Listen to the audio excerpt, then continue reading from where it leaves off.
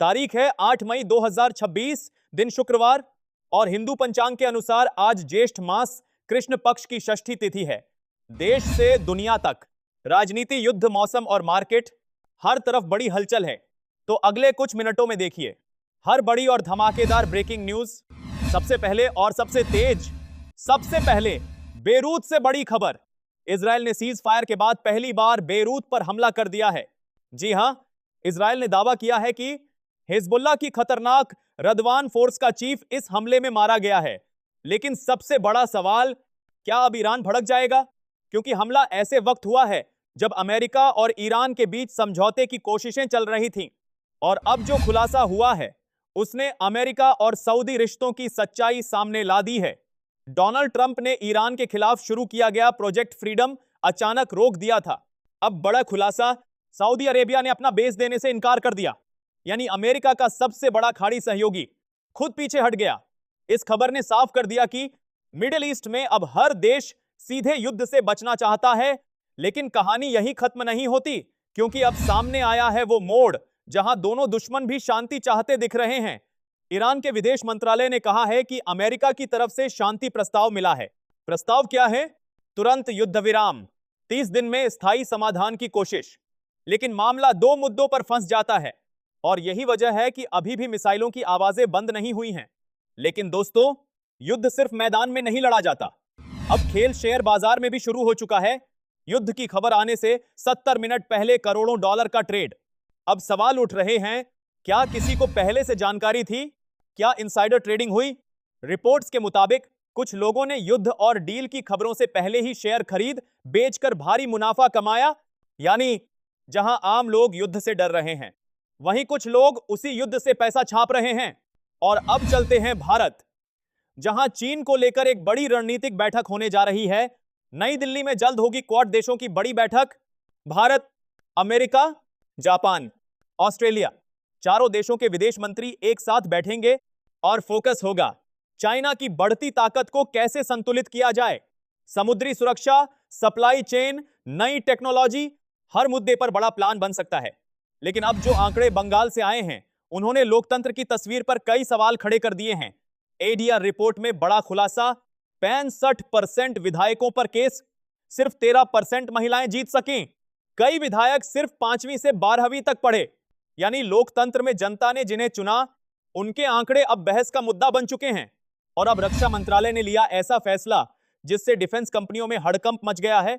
भारत सरकार अब घटिया हथियार और देरी करने वाली कंपनियों पर सख्त नई गाइडलाइन के मुताबिक डिफेंस सप्लायर्स पर 5 साल, यहां तक कि 10 साल तक का बैन लग सकता है। यानी अब रक्षा सौदों में लापरवाही सीधे ब्लैकलिस्ट तक पहुंचा सकती है। लेकिन उधर पाकिस्तान फिर से बयानबाजी के मोड में आ गया है। ऑपरेशन सिंदूर के 1 साल पूरे होने पर पाकिस्तान की सेना तिलमिला उठी है। पाकिस्तानी सेना ने कहा उनकी एयरफोर्स भारत को पहले से ज्यादा ताकत से जवाब देगी। लेकिन सवाल ये, क्या ये सिर्फ बयानबाजी है या फिर सीमा पर कुछ नया पक रहा है? और अब एक ऐसी तस्वीर जिसने गुरुग्राम वालों को दहशत में डाल दिया। सोहना रोड एक्सप्रेसवे पर सड़क अचानक धंस गई। 15 फीट गहरा गड्ढा और नीचे बहता सीवरेज का पानी। लोग कह रहे हैं यह सड़क है या मौत का जाल। निर्माण गुणवत्ता पर बड़े सवाल उठ रहे हैं और एजेंसियां अब डैमेज कंट्रोल में जुटी हैं। लेकिन पंजाब से जो खबर आ रही है, वहां राजनीति और सुरक्षा आमने सामने आ चुके हैं। 2 धमाकों के बाद पंजाब हाई अलर्ट पर, लेकिन मुख्यमंत्री भगवंत मान ने इन घटनाओं को चुनावी तैयारी से जोड़ दिया। इसके बाद बीजेपी भड़क गई और आरोप प्रत्यारोप का दौर शुरू हो गया। और अब नवजोत सिद्धू की पत्नी ने सरकार से ऐसे सवाल पूछे जिसने पूरे सिस्टम को कटघरे में खड़ा कर दिया। नवजोत कौर सिद्धू ने पंजाब सरकार पर तीखा हमला बोला है। उन्होंने पूछा, अगर लगातार ब्लास्ट हो रहे हैं तो पुलिस और इंटेलिजेंस एजेंसियां आखिर कर क्या रही हैं? यानी पंजाब में अब कानून व्यवस्था बड़ा चुनावी मुद्दा बनता दिख रहा है। और अब तमिलनाडु की राजनीति में ऐसा मोड़ जिसने पुराने साथियों को दुश्मन बना दिया। कांग्रेस ने तमिलनाडु में टीवीके को समर्थन क्या दिया? डीएमके भड़क गई। डीएमके नेता टीआर बालू ने कहा, कांग्रेस ने पीठ में छुरा घोंपा है। यानी दक्षिण भारत की राजनीति में अब नया गठबंधन और नया संग्राम शुरू हो चुका है। मध्य प्रदेश में किसानों का बड़ा आंदोलन। मध्य प्रदेश में आज कांग्रेस सड़क पर उतरने जा रही है। नेशनल हाईवे 52 पर चक्का जाम, बड़े प्रदर्शन और एमएसपी बढ़ाने की मांग। इंदौर, ग्वालियर समेत 11 जिलों में किसान आंदोलन तेज होने वाला है। गेहूं, धान के दाम बढ़ाने की मांग को लेकर माहौल गर्म है और प्रशासन हाई अलर्ट पर। लेकिन अब चलते हैं उत्तर प्रदेश, जहां उड़ान भरने जा रहा है एक नया सपना। नोएडा इंटरनेशनल एयरपोर्ट से मुंबई के लिए पहली फ्लाइट 15 जून से शुरू होगी और टिकट बुकिंग आज से। यानी दिल्ली एनसीआर को मिलने जा रहा है एक और बड़ा एविएशन हब। अब बात उस बदलाव की जो देश की जनगणना व्यवस्था को पूरी तरह बदल देगा। उत्तर प्रदेश में आज से डिजिटल जनगणना अभियान शुरू। अब लोग खुद ऑनलाइन अपनी जानकारी भर सकेंगे। 34 सवाल, 7 मई से 21 मई तक अभियान। स्कूल कॉलेजों में भी ट्रेनिंग। यानी अब स्व जनगणना का नया मॉडल लागू होने जा रहा है। लेकिन अब शिक्षा और नौकरियों से जुड़ी बड़ी खबर, लाखों युवाओं के लिए अहम अपडेट। बिहार में बीपीएससी ने 1230 पदों पर भर्ती निकाली है। आवेदन प्रक्रिया आज से शुरू होगी। वहीं मध्य प्रदेश बोर्ड की सेकंड परीक्षाएं भी आज से शुरू हो रही हैं। और केंद्र सरकार ने 40 साल से ज्यादा उम्र के श्रमिकों के लिए फ्री हेल्थ चेकअप अभियान लॉन्च किया है। लेकिन अब चलते हैं राजनीति की तरफ, जहां तमिलनाडु में बड़ा उलटफेर देखने को मिल रहा है। विजय की पार्टी ने 108 सीटें जीतकर सबको चौंका दिया। खबरें हैं कि विजय आज मुख्यमंत्री पद की शपथ ले सकते हैं, लेकिन बहुमत के लिए अभी भी 5 विधायकों की जरूरत है। कांग्रेस समर्थन देने को तैयार बताई जा रही है और इसी वजह से डीएमके में नाराजगी बढ़ गई है। लेकिन बंगाल में तो हालात और ज्यादा विस्फोटक हो चुके हैं।